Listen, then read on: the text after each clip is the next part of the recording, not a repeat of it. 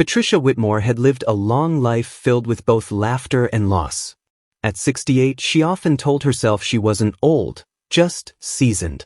She had silver hair that shimmered under the porch light, bright blue eyes that hadn't lost their spark, and a kind smile that seemed to reassure anyone who looked her way. Her husband, George, had passed away 6 years ago. He had been her rock, her partner in mischief, the one who encouraged her quirks and never let her take life too seriously.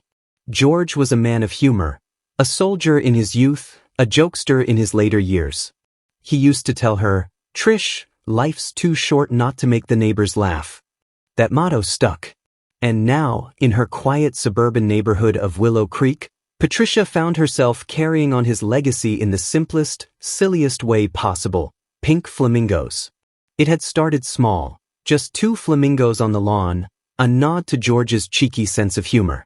But the more she looked at them, the more they made her smile. Soon, Patricia began dressing them up. A scarf in winter, bunny ears in spring, witch hats for Halloween. Before long, they weren't just plastic birds, they were characters in her ongoing story of life, grief, and joy. On a crisp October morning, Patricia stood in her yard, fussing with the latest creation, flamingos dressed as witches. She had glued tiny broomsticks to their beaks, painted little black hats that perched crookedly on their plastic heads, and even draped one in a miniature cape. To Patricia, it was perfect. It was funny.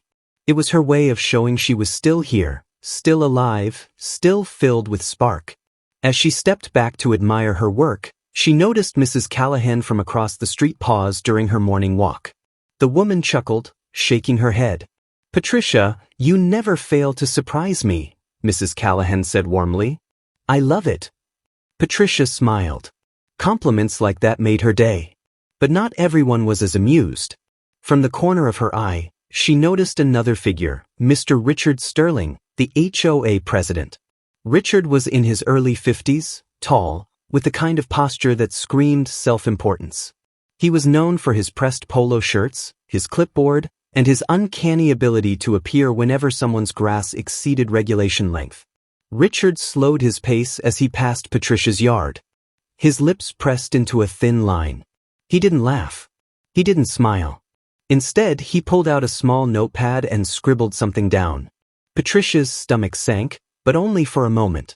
Then she straightened her back, planted her hands on her hips, and smiled at him. "Morning, Richard," she called. He glanced up, expression tight. "Good morning, Mrs. Whitmore." "Like my flamingos?" she asked sweetly. Richard's eyes flicked to the flamingo witches, then back at her. "We'll talk." With that, he strode off, his clipboard tucked under his arm like a weapon. Patricia exhaled slowly, her smile fading. She knew Richard's type. Power-hungry, joyless. The kind of man who believed rules were more important than people. She wasn't afraid of him, not really, but she had a feeling trouble was brewing. That evening, as she rocked on her porch with a cup of chamomile tea, Patricia thought about George. He would have laughed at Richard's scowl. He would have told her to double the flamingos just to annoy him. And maybe, she thought, that's exactly what she would do. For now, though, she simply enjoyed the quiet. The air was cool, leaves rustled in the trees, and the flamingo witches stood proudly on her lawn like sentries of joy. But Patricia didn't know that Richard Sterling wasn't about to let it go. By the end of the week, a crisp white envelope would appear in her mailbox. And it would mark the beginning of the Flamingo Rebellion. On a chilly Friday morning, Patricia opened her mailbox and found a crisp white envelope with bold black letters across the top, Willow Creek Homeowners Association. Her heart sank even before she opened it. She tore it open with a shaky hand and read aloud on her porch. Violation notice, non-conforming lawn ornaments. Dear Mrs. Whitmore, our records indicate that your front yard currently contains items that do not conform to the uniform appearance standards of the Willow Creek neighborhood. Specifically, plastic flamingo decorations dressed in non-traditional costumes. Please remove said items within 7 days to avoid a fine of $50 per day. Patricia lowered the letter, exhaling a dry laugh. Non-traditional costumes? She muttered. What, would they prefer tuxedos? Still, her hands trembled as she set the letter down. She wasn't afraid of confrontation, but something about official HOA paper always felt intimidating. The words were cold, sterile, stripped of humor and humanity. She rocked in her chair for a long moment, staring at the flamingo witches. George's voice echoed in her memory. "Trish, never let anyone dull your sparkle." "No," she whispered firmly. "Not today." That evening, she pulled out a worn photo album. Inside were pictures of George from his army days, then later in life, laughing as he posed with their first lawn flamingos. Patricia felt the ache of missing him, but also a swelling pride. He had never cowered before bullies, and neither would she. So instead of removing the decorations, Patricia began planning her next display. By December, Willow Creek was strung with tidy white lights and manicured wreaths. But Patricia's yard? It became a winter wonderland unlike any other. 8 flamingos stood proudly, each wearing antlers made of pipe cleaners, pulling a makeshift sleigh cobbled together from an old red wagon. A 9th flamingo, its beak painted bright red, led the charge as Rudolph. And sitting in the sleigh? A jolly flamingo Santa, complete with cotton ball beard and tiny felt hat. Neighbors couldn't help but stop. Cars slowed down. Kids laughed and pointed. Even Mrs. Callahan took photos to send to her grandchildren. But Richard Sterling noticed too. One frosty morning, Patricia caught him standing on the sidewalk, clipboard in hand, staring at the flamingo sleigh with a look of sheer irritation. She stepped outside with her mug of coffee. "Morning, Richard," she said cheerfully. "Care to admire Santa's new ride?" Richard's jaw tightened. "Mrs. Whitmore, we've spoken about these displays." "No, Richard," she corrected sweetly. "You wrote to me. We haven't spoken." He bristled. "You're in violation of the HOA rules. Page 14, subsection B. No lawn ornaments that detract from the uniform aesthetic of the neighborhood." Patricia tilted her head. "Funny, I don't see any other sleighs with flamingo reindeer around here, so I'd say my display is pretty unique. Adds charm, don't you think?" "Charm is not the goal," Richard snapped. "Order is." With that, he scribbled on his clipboard and stormed off, his breath puffing in the cold air like smoke from an angry dragon. Patricia watched him go, shaking her head. "George would have had a field day with you," she murmured. The next notice came swiftly. "Failure to comply. You are hereby fined $200 for continued violation of lawn ornament restrictions. Further noncompliance will result in escalating penalties and possible legal action." Patricia sat at her kitchen table, letters spread out before her. She should have been scared, but instead she felt a bubbling laugh rise in her chest. They really thought she'd back down over flamingos? That night, she called her daughter, Elaine, who lived a few towns over. "Mom, you can't keep this up," Elaine said gently after hearing the story. "They could sue you. HOAs are serious." "They're bullies, that's what they are," Patricia retorted. "And you know your father wouldn't have given them an inch." "I know, Mom, but—" "No buts. These flamingos are staying. I'm not hurting anyone. And if Richard Sterling wants a war, then he's going to get one." Elaine sighed. "You sound like Dad." Patricia smiled softly. "That's the nicest thing you could have said." A week later, Patricia unveiled her New Year's display, flamingos in tiny top hats, holding sparklers made from foil and pipe cleaners, gathered around a clock striking midnight. Neighbors clapped as they passed by. A few even shouted, "Happy New Year, Patricia." The flamingos had become more than decorations. They were becoming a neighborhood tradition, a splash of joy in the monotony of suburbia. But Patricia knew one thing for certain: Richard Sterling wasn't going to let this go. And neither was she. As she turned off her porch light that night, she whispered to the flamingos, "All right, my little soldiers. The battle has begun." And with that, the first seeds of rebellion were sown. By early spring, Patricia's flamingos had become something of a neighborhood spectacle. Valentine's Day came first, flamingos in heart-shaped sunglasses, surrounded by construction paper hearts that Patricia laminated against the weather. In March, they wore shamrocks and little leprechaun hats. By Easter, her yard displayed an entire egg hunt, with pastel-painted eggs scattered around flamingos wearing rabbit ears. Neighbors started taking photos daily. Some even stopped by to chat. Children laughed and begged their parents to drive down Patricia's street just to see what the Flamingo lady had done this time. Patricia didn't mind the nickname. In fact, she embraced it. But Richard Sterling's frustration grew louder. Notices piled up. The fines reached nearly $1,000 on paper, though Patricia had no intention of paying them. One Saturday, Richard appeared at her doorstep with 2 HOA board members, stiff and grim as if they were attending a funeral. "Mrs. Whitmore," Richard said coldly, "we've been more than patient. This eyesores must go." Patricia leaned against her doorframe, arms crossed. "Funny, most of my neighbors seem to love them. I've had nothing but compliments." "That's irrelevant," Richard snapped. "Rules are rules." One of the board members, a quiet man in his 60s, shifted uncomfortably. "Richard, maybe?" "No maybes." Richard barked. "Uniformity keeps property values high." Patricia chuckled. "If property values are that fragile, Richard, maybe you're not running the neighborhood very well."